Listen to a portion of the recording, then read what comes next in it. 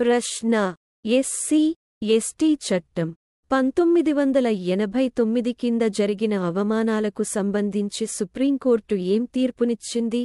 ఎంపిక 1: SC ST వ్యక్తులను ఉద్దేశించి చేసిన అవమానాలన్నీ చట్టం ప్రకారం నేరాలు. ఎంపిక 2: కుల గుర్తింపుతో స్పష్టంగా ముడిపడి ఉన్న అవమానాలు మాత్రమే నేరాలు. ఎంపిక 3: ఆర్థిక స్థితి ఆధారంగా అవమానాలు నేరంగా పరిగణించబడతాయి. ఎంపిక 4: సోషల్ మీడియాలో ఏదైనా అవమానకరమైన కామెంట్ చట్టం ప్రకారం నేరం.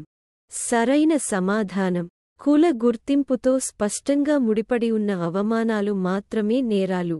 వివరణ: షెడ్యూల్డ్ కులాలు లేదా షెడ్యూల్డ్ తెగల వ్యక్తిని ఉద్దేశించి చేసిన అవమానాలు మరియు బెదిరింపు వ్యాఖ్యలు అన్నీ షెడ్యూల్డ్ కులాలు మరియు షెడ్యూల్డ్ తెగల అత్యాచారాల నిరోధక చట్టం 1989 ప్రకారం నేరంగా పరిగణించబడవని సుప్రీంకోర్టు తీర్పు చెప్పింది. అవమానానికి కులానికి సంబంధించిన సంక్లిష్టత ఉండాలి బాధితుడు చట్టం యొక్క నిబంధనలను అమలు చేయడానికి. ప్రశ్న: షాజన్ స్కారియాకు సంబంధించిన కేసులో సుప్రీంకోర్టు ఎలాంటి నిర్ణయం తీసుకుంది? ఎంపిక 1: ఎస్సీ, ఎస్టీ చట్టం 1989 కింద అతడిని దోషిగా నిర్ధారించారు. ఎంపిక 2: అతని ముందస్తు బెయిల్ తిరస్కరించబడింది. ఎంపిక 3: ఆయనకు ముందస్తు బెయిల్ మంజూరైంది. ఎంపిక 4: సందేహాస్పదంగా ఉన్న వీడియోను తొలగించాలని ఆదేశించింది. సరైన సమాధానం: ఆయనకు ముందస్తు బెయిల్ మంజూరైంది. వివరణ: మరునాథన్ మలయాళీ అనే YouTube channel editor, publisher Shajan స్కారియాకు సుప్రీంకోర్టు ముందస్తు బెయిల్ మంజూరు చేసింది. కేరళ ఎమ్మెల్యే పివికి వ్యతిరేకంగా అవమానకరమైన వీడియోను అప్లోడ్ చేసినందుకు స్కారియా ఎస్సీ, ఎస్టీ చట్టం కింద కేసు నమోదు చేశారు. శ్రీనిజిన్ షెడ్యూల్డ్ కుల సంఘం సభ్యుడు. కేవలం శ్రీనిజిన్ కులం కారణంగానే వ్యాఖ్యలు చేశారన్న సంకేతాలు కోర్టుకు కనిపించలేదు. ప్రశ్న: ఒడిశా ముఖ్యమంత్రి మోహన్ మాఝీ ప్రారంభించిన సుభద్ర పథకం లక్ష్యం ఏమిటి? ఎంపిక అర్ధరాత్రి 1:21 -60 ఏళ్ల వయసున్న మహిళలకు ఉపాధి కల్పించడం. ఎంపిక 2: పేద మహిళలకు ఆర్థిక సహాయం అందించడం. ఎంపిక 3: గ్రామీణ ప్రాంతాల్లోని బాలికల విద్యకు నిధులు సమకూర్చడం. ఎంపిక 4: మహిళల ఆరోగ్యం మరియు వైద్య అవసరాలకు మద్దతు ఇవ్వడానికి. సరైన సమాధానం: పేద మహిళలకు ఆర్థిక సహాయం అందించడం. వివరణ: ఒడిశా ముఖ్యమంత్రి మోహన్ మాఝీ ప్రారంభించిన సుభద్ర పథకం 21 మరియు 60 ఏళ్ల మధ్య ఉన్న 1 కోటి మంది పేద మహిళలకు 5 ఏళ్లలో 50,000 రూపాయలు అందించడం లక్ష్యంగా పెట్టుకుంది. ఈ ఆర్థిక సహాయం ఏటా రాఖీ పూర్ణిమ రోజు మరియు అంతర్జాతీయ మహిళా దినోత్సవం సందర్భంగా 2 విడతలుగా అందించబడుతుంది. లబ్ధిదారుల జీవితాలను మెరుగుపరచడానికి. ప్రశ్న: ఏ పరిస్థితుల్లో మహిళలు సుభద్ర పథకానికి అనర్హులు? ఎంపిక 1: వారు 21 సంవత్సరాల కంటే తక్కువ వయస్సు ఉన్నట్లయితే. ఎంపిక 2: వారు ఇప్పటికే ఇతర పథకాల నుండి నెలకు 1,500 రూపాయలు లేదా అంతకంటే ఎక్కువ స్వీకరిస్తే. ఎంపిక 3: వారికి 2 కంటే ఎక్కువ పిల్లలు ఉంటే. ఎంపిక 4: పట్టణ ప్రాంతాల్లో వారికి భూమి ఉంటే. సరైన సమాధానం: వారు ఇప్పటికే ఇతర పథకాల నుండి నెలకు 1,500 రూపాయలు లేదా అంతకంటే ఎక్కువ స్వీకరిస్తే. వివరణ: ఏదైనా ఇతర ప్రభుత్వ పథకం కింద నెలకు 1,500 రూపాయలు లేదా అంతకంటే ఎక్కువ లేదా సంవత్సరానికి 18,000 రూపాయలు లేదా అంతకంటే ఎక్కువ సహాయం పొందుతున్న మహిళలు సుభద్ర పథకానికి అనర్హులు. ఆర్థిక సహాయం అత్యంత అవసరమైన మహిళలకు చేరేలా ఈ షరతు సెట్ చేయబడింది. ప్రశ్న: సమాచార మరియు ప్రసార మంత్రిత్వ శాఖ నిర్వహించిన create in India challenge season 1 ఉద్దేశ్యం ఏమిటి? ఎంపిక 1: భారతదేశంలో స్థానిక వ్యాపారాలకు మద్దతు ఇవ్వడానికి. ఎంపిక 2. ప్రపంచవ్యాప్తంగా animation, film making, gaming, music మరియు విజువల్ ఆర్ట్స్లో ఫైనలిస్టులను ప్రోత్సహించడానికి. ఎంపిక 3. వివిధ సృజనాత్మక రంగాలలో జాతీయ స్థాయి పోటీని నిర్వహించడం. ఎంపిక 4. భారతదేశంలో పోరాడుతున్న కళాకారులకు ఆర్థిక సహాయం అందించడం. సరైన సమాధానం: ప్రపంచవ్యాప్తంగా animation, film making, gaming, music మరియు విజువల్ ఆర్ట్స్లో ఫైనలిస్టులను ప్రోత్సహించడానికి. వివరణ: సమాచార మరియు ప్రసార మంత్రిత్వ శాఖ నిర్వహించే create in India challenge season 1. Animation, film making, gaming, music మరియు విజువల్ ఆర్ట్స్ వంటి రంగాలలో ఫైనలిస్టులను ప్రపంచ వేదికలపై ప్రోత్సహించడం లక్ష్యంగా పెట్టుకుంది. ఈ చొరవ ప్రపంచ ఆడియో విజువల్ మరియు ఎంటర్టైన్మెంట్ సమ్మిట్ వేవ్స్ లో భాగం మరియు సృజనాత్మక ప్రతిభకు ముఖ్యమైన అంతర్జాతీయ ఈవెంట్లలో పాల్గొనడానికి అవకాశాలను అందించడం ద్వారా వారికి మద్దతునిస్తుంది. ప్రశ్న: యానిమేషన్ ఫిల్మ్ మేకింగ్ పోటీ విజేతలకు మరియు మంత్రిత్వ శాఖ ఎలా మద్దతు ఇస్తుంది? ఎంపిక 1. ఆర్థిక గ్రాంట్లు అందించడం ద్వారా. ఎంపిక 2. తదుపరి విద్య కోసం స్కాలర్షిప్లను అందించడం ద్వారా. ఎంపిక 3.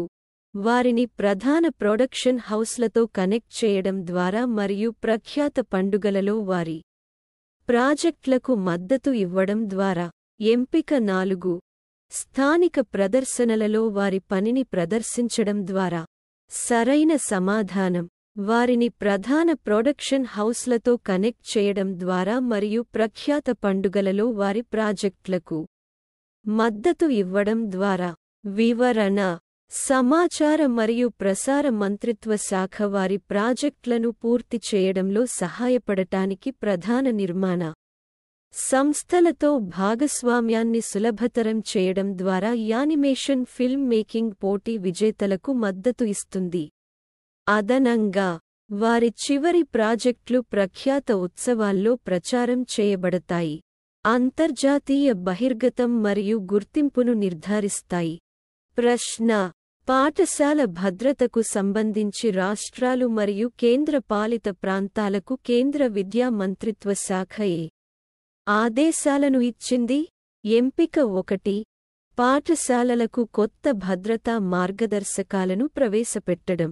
ఎంపిక 2 నుండి 2021లో జారీ చేయబడిన పాఠశాల భద్రతపై ఇప్పటికే ఉన్న మార్గదర్శకాలను అమలు చేయడానికి. ఎంపిక 3. అన్ని పాఠశాలల్లో ఆకస్మిక తనిఖీలు నిర్వహించాలన్నారు. ఎంపిక 4.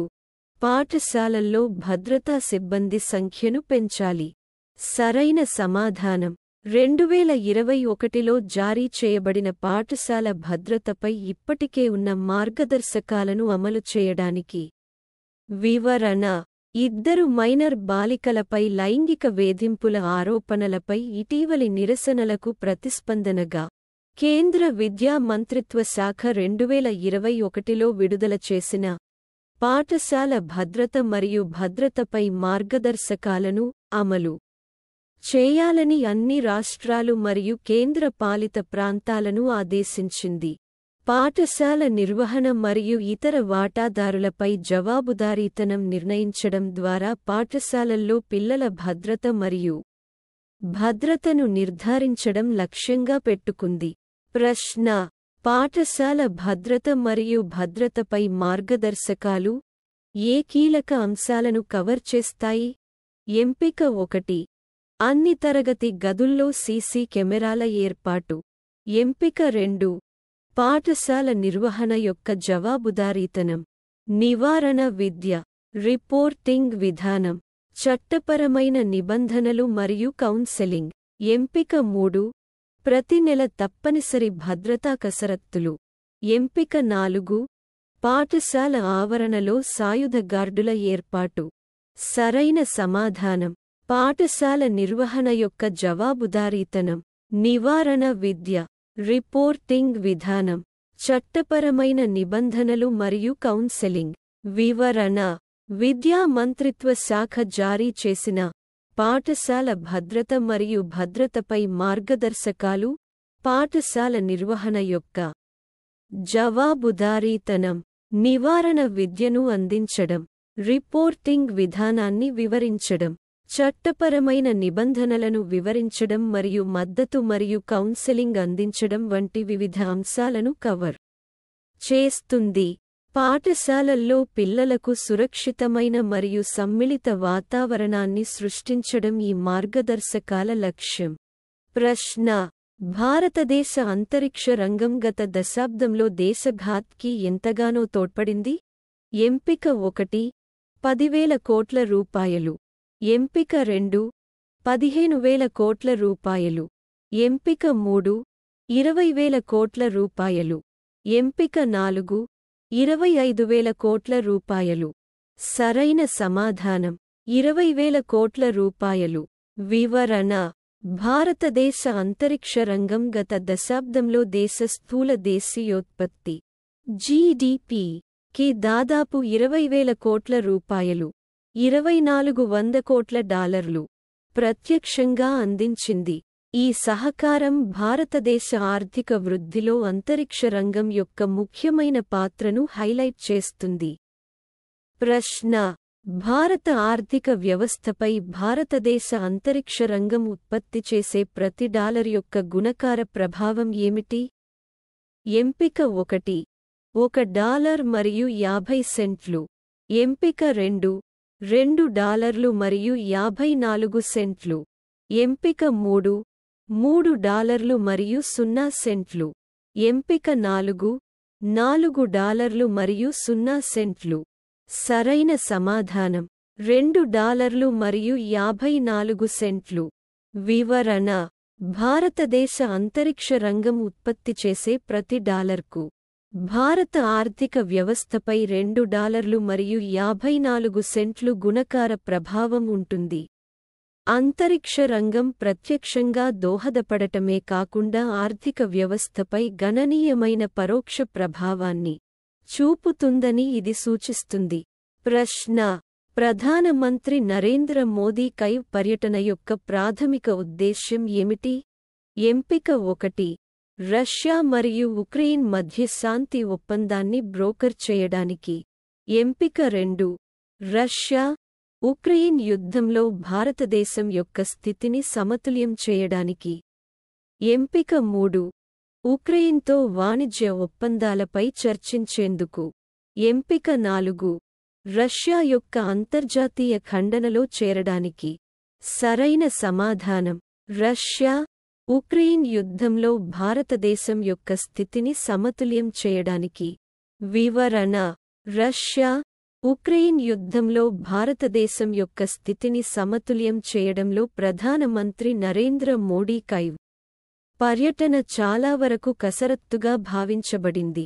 రష్యాను విమర్శించే తీర్మానాలకు దూరంగా ఉండటం మరియు ఉన్నత స్థాయి రాజకీయ భాగస్వామ్యం కోసం ఉక్రెయిన్ నుండి వచ్చిన అభ్యర్థనలను విస్మరించడం ద్వారా భారతదేశం సంఘర్షణ నుండి సుదూర స్థానాన్ని కొనసాగించింది. ప్రశ్న: ప్రధాని మోదీ కైవ్ పర్యటనలో ఎలాంటి ఫలితాలు వచ్చాయి? ఎంపిక 1 రష్యా మరియు ఉక్రెయిన్ మధ్య కొత్త శాంతి ఒప్పందం, ఎంపిక 2 వ్యవసాయం, సంస్కృతి, వైద్య ఉత్పత్తులు మరియు సమాజ అభివృద్ధిలో సహకారంపై ఒప్పందాలు, ఎంపిక 3 ఉక్రెయిన్కు సైనిక సాయంలో గణనీయమైన పెరుగుదల, ఎంపిక 4 ఉక్రెయిన్తో వ్యూహాత్మక భాగస్వామ్య ఒప్పందం.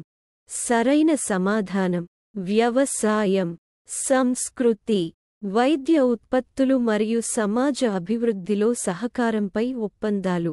వివరణ: ప్రధాని మోదీ కైవ్ పర్యటన సందర్భంగా వ్యవసాయం, సంస్కృతి, వైద్య ఉత్పత్తులు, కమ్యూనిటీ డెవలప్మెంట్ ప్రాజెక్టులకు సహకారంపై ఇరుపక్షాలు ఒప్పందాలపై సంతకాలు చేశాయి. అయినప్పటికీ, వారు వ్యూహాత్మక భాగస్వామ్యం లేదా టెలికాం మరియు వైద్య మౌలిక సదుపాయాల సరఫరా వంటి ఇతర అంశాలపై పురోగతిని చర్చించలేదు. ప్రశ్న: జూన్ త్రైమాసికంలో వార్షిక గృహాల ధరల పెరుగుదలలో ప్రపంచవ్యాప్తంగా ఏ నగరం రెండో స్థానంలో నిలిచింది? ఎంపిక 1 ముంబై, ఎంపిక 2 ఢిల్లీ, ఎంపిక 3 మనీలా, ఎంపిక 4 న్యూయార్క్. సరైన సమాధానం ముంబై. వివరణ: నైట్ ఫ్రాంక్ ప్రకారం జూన్ త్రైమాసికంలో వార్షిక గృహాల ధరల పెరుగుదలలో ముంబై ప్రపంచవ్యాప్తంగా రెండో స్థానంలో ఉంది. నగరం ప్రధాన నివాస ప్రాపర్టీ ధరలలో గణనీయమైన వృద్ధిని సాధించింది. ఢిల్లీ కూడా ప్రపంచవ్యాప్తంగా అగ్రశ్రేణి నగరాల్లో ఒకటిగా ఉంది. ప్రశ్న: 2024 రెండవ త్రైమాసికంలో ప్రపంచవ్యాప్తంగా 44 నగరాల్లో వార్షిక ధరల వృద్ధి రేటు ఎంత? ఎంపిక 1 2.6%, ఎంపిక 2 4.1%, ఎంపిక 3 5%, ఎంపిక 4 1.8%. సరైన సమాధానం 2.6%. వివరణ: ప్రపంచవ్యాప్తంగా 44 నగరాల్లో వార్షిక ధరల వృద్ధి రేటు 2024 రెండవ త్రైమాసికంలో 2.6%కి మందగించింది. ఇది క్రితం త్రైమాసికంలో 4.1% నుండి తగ్గిందని నైట్ ఫ్రాంక్ నివేదించింది. ప్రశ్న: లౌసానేలో జరిగిన డైమండ్ లీగ్లో నీరజ్ చోప్రా అత్యుత్తమ త్రో ఏమిటి? ఎంపిక 1 89.49 మీటర్లు, ఎంపిక 2 90.61 మీటర్లు, ఎంపిక 3 85 మీటర్లు, ఎంపిక 4 83.21 మీటర్లు. సరైన సమాధానం 89.49 మీటర్లు. వివరణ: లౌసాన్లో జరిగిన డైమండ్ లీగ్లో నీరజ్ చోప్రా అత్యుత్తమ త్రో 89.49 మీటర్లు. ఈ అద్భుతమైన త్రో ఉన్నప్పటికీ అతను రెండవ స్థానంలో నిలిచాడు, ఎందుకంటే గ్రెనడాకు చెందిన ఆండర్సన్ పీటర్స్ 90.61 మీటర్లు విసిరి అగ్రస్థానంలో నిలిచాడు. ప్రశ్న: 2018 నుండి నీరజ్ చోప్రా పోటీల్లో ఎన్ని టాప్ 2 ఫినిషింగ్లు సాధించారు? ఎంపిక 1 ప్రతి పోటీ, ఎంపిక 2 పోటీల్లో సగం, ఎంపిక 3 ప్రధాన ఛాంపియన్షిప్లు మాత్రమే, ఎంపిక 4 ఏదీ లేదు. సరైన సమాధానం ప్రతి పోటీ. వివరణ: నీరజ్ చోప్రా 2018 నుండి అతను పాల్గొన్న ప్రతి పోటీలో నిలకడగా మొదటి 2 స్థానాల్లో నిలిచాడు. ఆకట్టుకునే ప్రదర్శనను కొనసాగించాడు.